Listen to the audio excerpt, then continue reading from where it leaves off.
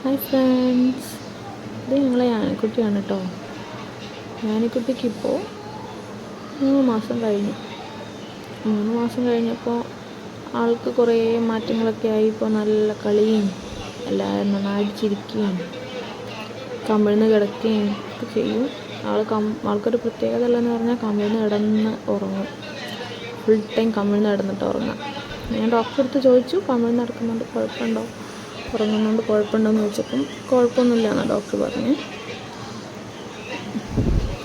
പിന്നെ ഇങ്ങനെ ഇപ്പം അങ്ങനെ ഈ ഒരു 3 മാസത്തിന് ശേഷമാണ് കുട്ടികൾ നന്നായിട്ട് ഇങ്ങനെ കൈ കാലൊക്കെ അടിച്ച് സന്തോഷം പ്രകടിപ്പിക്കുകയൊക്കെ ചെയ്യും.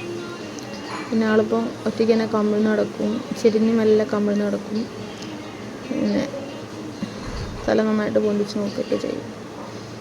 ഇപ്പം ആളിനെ കുറച്ച് നേരത്തെയാണ്. ചില കുട്ടികളൊക്കെ ഒരു 6 മാസം ആകുമ്പോഴത്തേക്ക് കമിഴ്ന്ന് കിടക്കുള്ളൂ.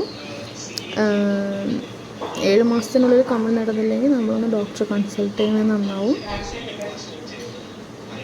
ഞാൻ ഈ ഒരു ഹാപ്പിനെസ് അവൾ കമിഴ്ന്ന് കിടന്നൊക്കെ അറിയാൻ വേണ്ടി, പിന്നെ ഒരു 3 മാസത്തിന് ശേഷമുള്ള കുഞ്ഞുങ്ങളുടെ ഡെവലപ്മെൻറ്റ് എന്താണെന്നൊക്കെ അറിയാൻ വേണ്ടി ഒരു വീഡിയോ എടുത്തതായിരുന്നു.